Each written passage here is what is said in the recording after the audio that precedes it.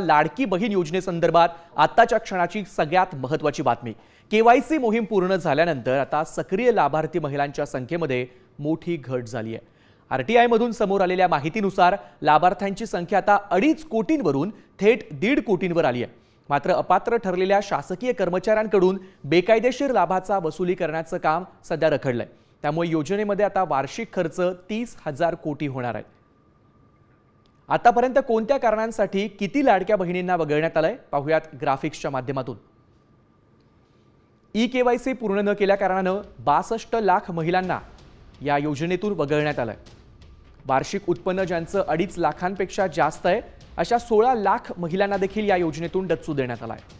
शासकीय कर्मचारी असलेल्या सुमारे 4.5 लाख कर्मचाऱ्यांना देखील आता या योजनेचा लाभ मिळणार नाहीये।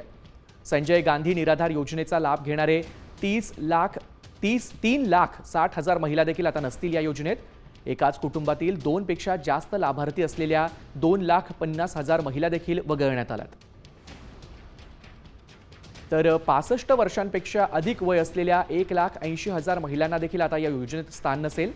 जिल्हा पातळीवरच्या पडताळणीमध्ये वगळलेल्या 1,70,000 महिला देखील आता वगळण्यात आल्या। तर शासकीय कर्मचारी म्हणून ओळख पटलेले 8,000 कर्मचारी देखील आता लाडकी बहीण योजनेचे लाभार्थी नसतील। तर संजय गांधी निराधार योजनेचा लाभ घेणारे देखील आता या योजनेचा भाग नसतील। एकाच कुटुंबामध्ये 2,50,000 महिला लाभ घेत होत्या, त्या देखील आता या योजनेच्या लाभार्थी नसतील।